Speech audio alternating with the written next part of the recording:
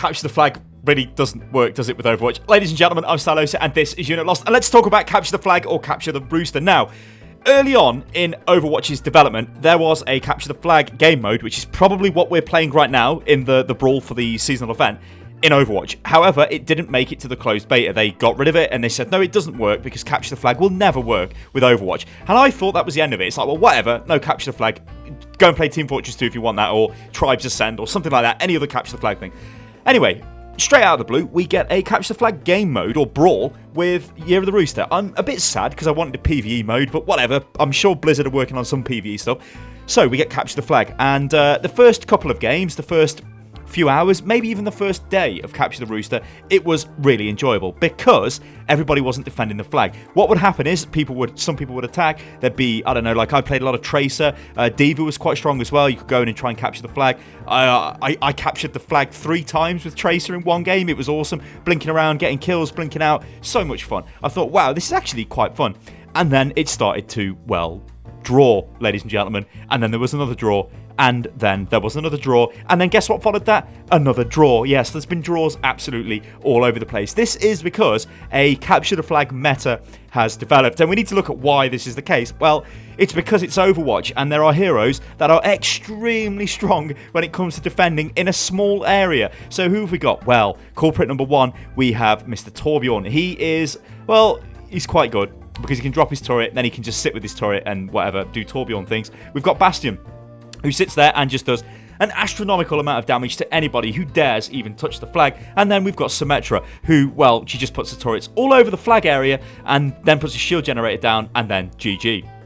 So why is this happening? Well, it's quite simple, right? It is the easiest thing to do on these maps, is defend. Attacking is much harder than defending. And I talk about these maps. What we're just basically playing on Lijiang Tower. So yeah, it's Chinese New Year.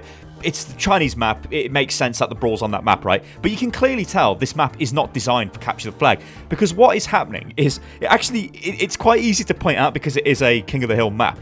We've got a capture point in the middle of the map where everybody normally fights, but nobody ever fights there on capture the flag.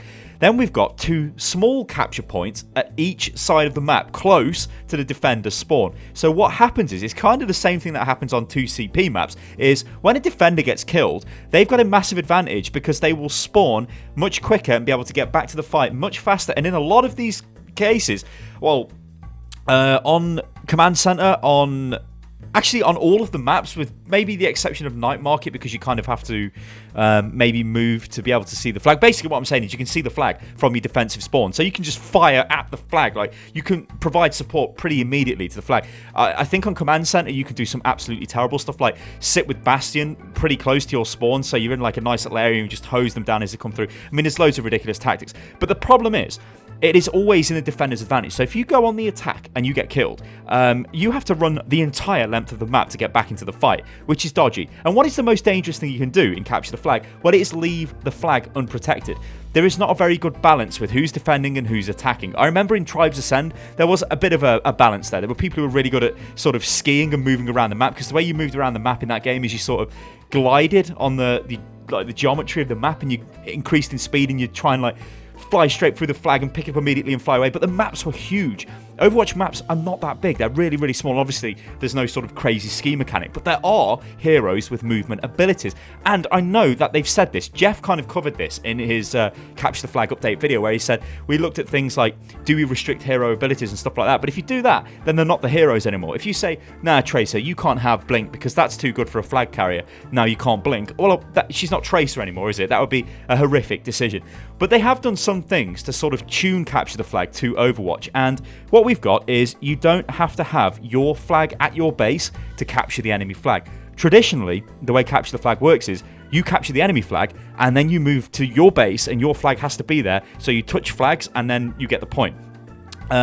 Also, if they've got the flag in transit and they're moving it around somewhere, you have to kill their flag carrier, recapture the flag to put it back to your base to capture it. And you capture the flag, or you pick up the flag the instant you touch it. That doesn't happen in Overwatch. It's like a mini control, like, kind of point thing that you stand there, you wait, yeah, the timer goes tick, tick, tick, then you get the flag, then you can move, and then you just need to get back to your base.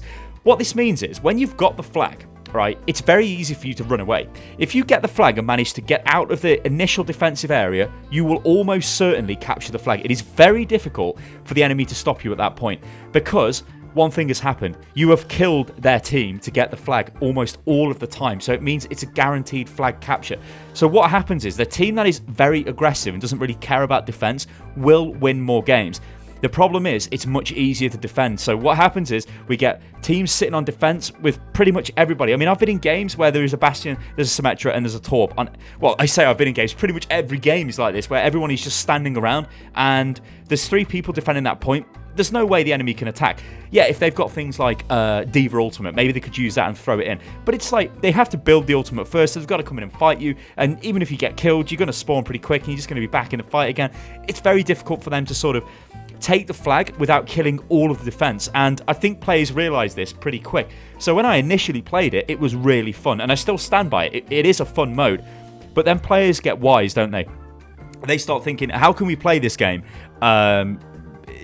in a maximally is that even a word? Maximally effective way, whatever. They go, a meta develops, doesn't it, guys? So that's what happens, and the meta is very much very defensive bias, and I think they know that. The guys at Blizzard know that.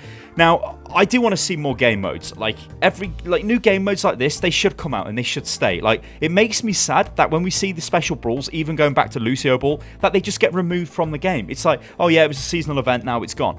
I guess we're going to have to see when summer rolls around again. If they do the same thing again and put the same event out, people are going to be like, we've seen this before. It's not going to be so great. So I expect them to do something different. If they do something different, why haven't they kept that brawl in the game just as a fun game mode? The arcade section of Overwatch should have like loads of different game modes to play. This capture the flag mode should stay there. Like, it doesn't hurt them to leave it there, I don't think. So why they would want to remove it, I'm not sure. I think it's fun. I think it really is fun. I think to make it more enjoyable, they would have to restrict hero usage on it, but they don't want to do that. And I understand. Overwatch is all about the heroes, and that's why, well, capture the flag doesn't really work, does it? I mean, it'll never be a competitive mode because it's too easy to cheese. Like, and it just would.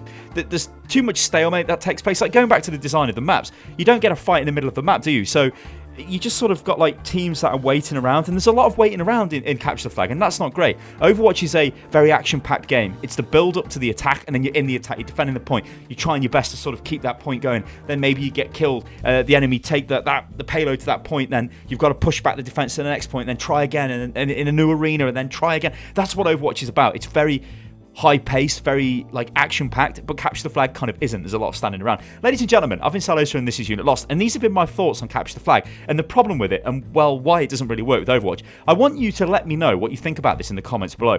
I know loads of you guys would have been playing this. I think it's fun, but I think it kind of doesn't work, but I also don't really want to see it go away, if that makes any sense. But I really do want a PvE mode, so come on, Blizz, please, please. Anyway, guys, I've been Stylosa. This is Unit Lost. You can follow me on Twitter, which is @UnitLostGaming, and I'll catch you on the next one. Toodaloo.